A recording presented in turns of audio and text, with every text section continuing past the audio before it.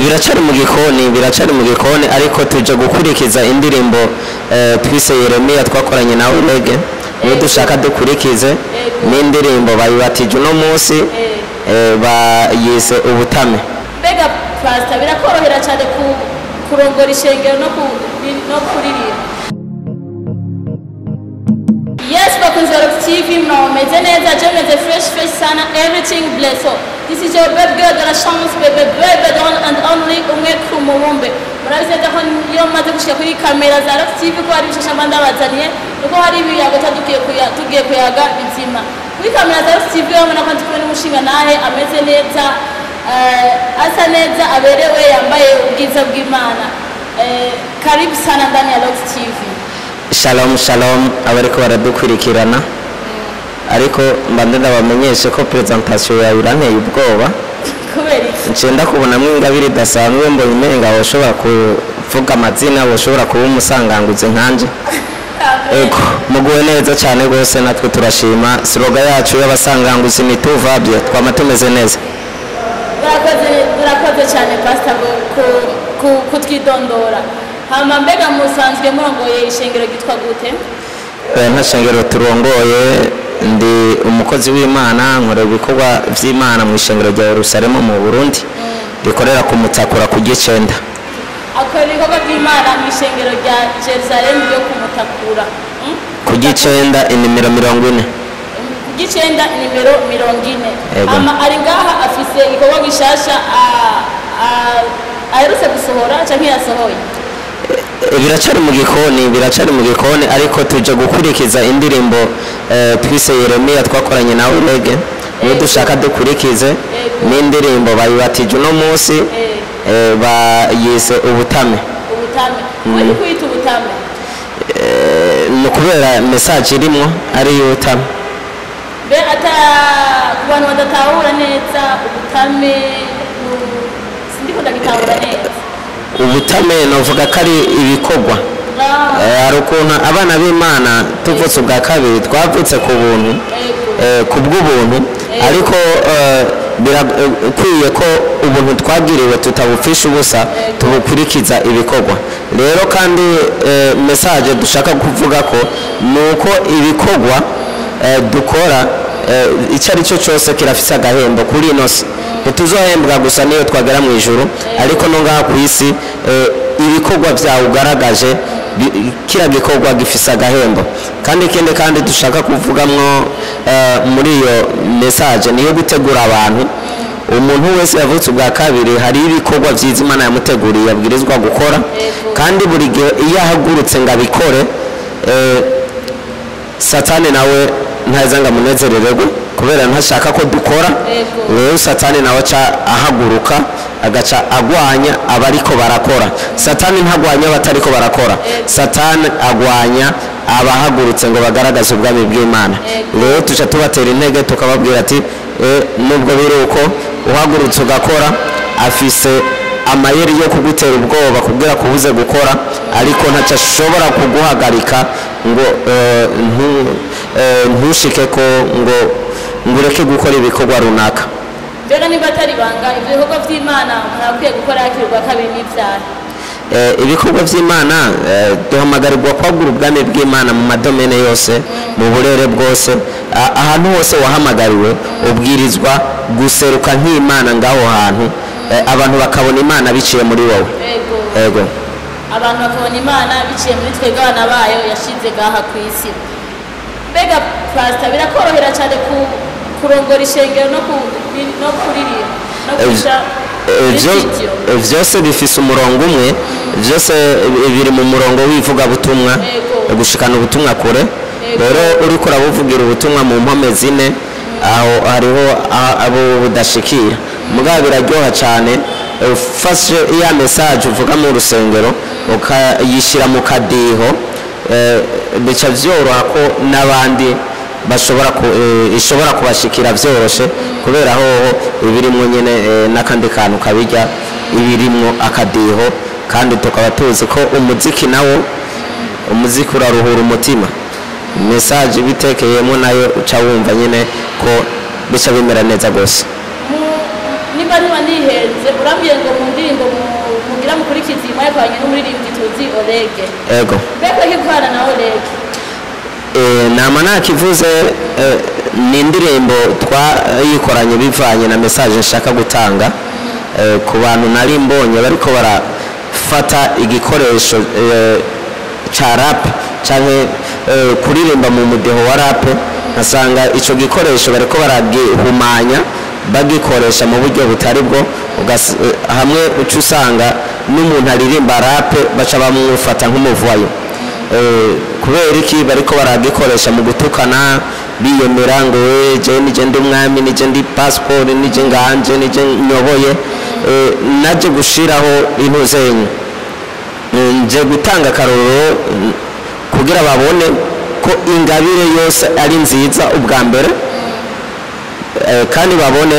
ko ingabire ibambi bivanye n'ingene irakora Olege ni umuntu bazi nk'umuririmbyi ukurapa kwiwe kuririmba kwiwe abikoresha mu makosa menshi ariko nashatse gufata iyo ngabire nyene ndayikoresha nk'igikoresho ciza babone ati kumbe muri rap urashobora kuririmba ukaririmbira Imana urashobora kuyikoresha mu buryo bwiza rero naje gushiraho kubanguranya abantu bareke kwiyita ngo nabami kandi batari mu bwami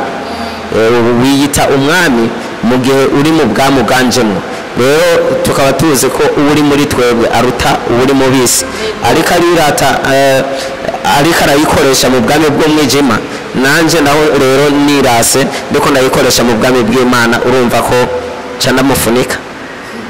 tukiri ngaho nyene pastor turazinza ko Imana aritanga impano abantu bafise n'Imana itanga mbego ki Imana yemera ko iyo mpano yaguhaga nda kuyikoresha mu bindi utaza kuyihimbariza Imana tweki kureka ubundi bwo abantu bose baremwe n'Imana kandi barafise amahabilite hari ivyo bashoboye ari impano usanga bafise ariko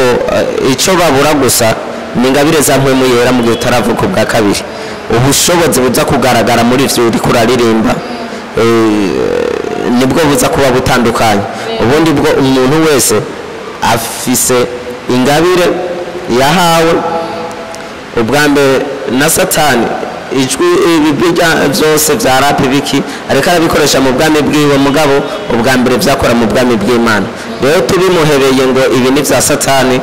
twaba tukoze ikosa rikomeye ahubwo no kumunyagura ukomba amazi agasigara abona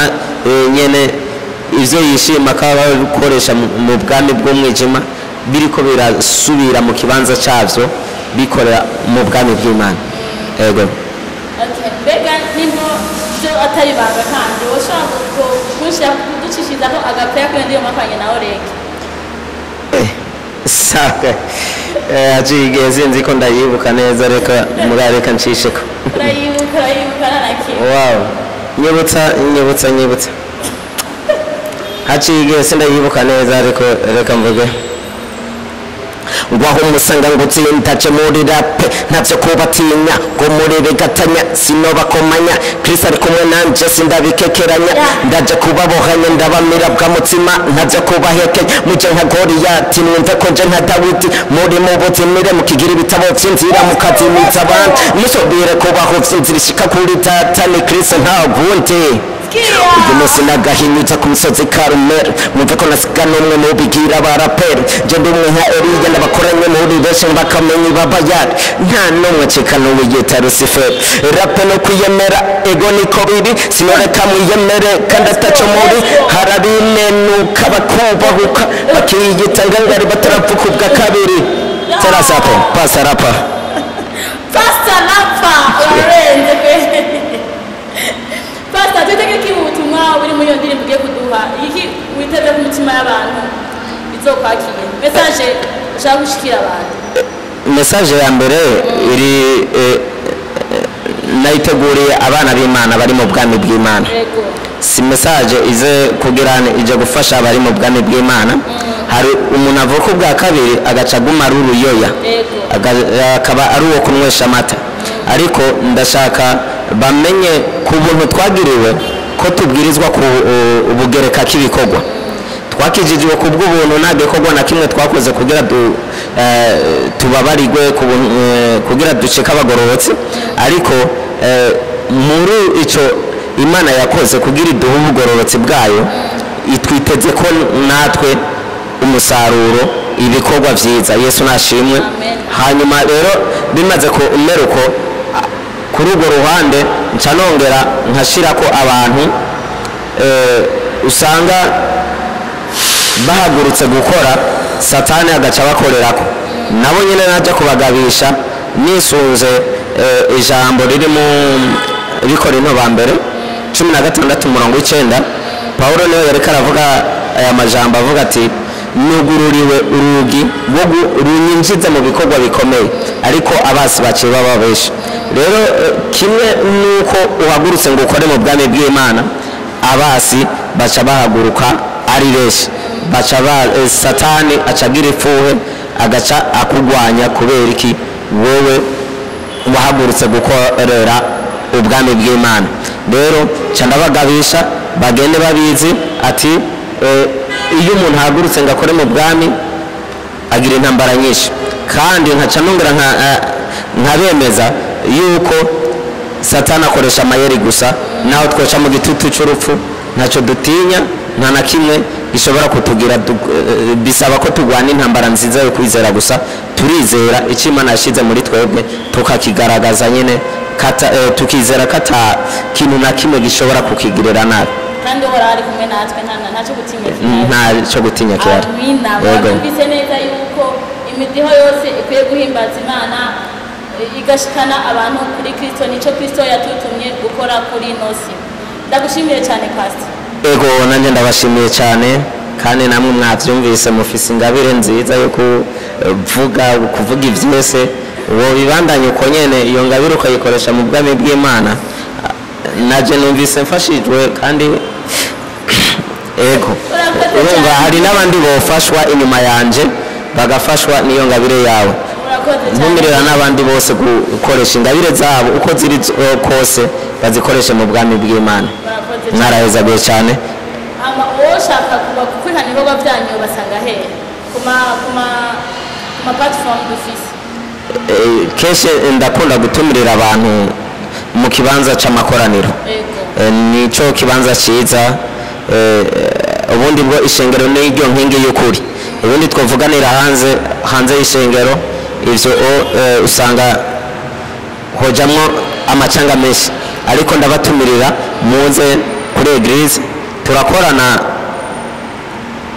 kuwa gatatu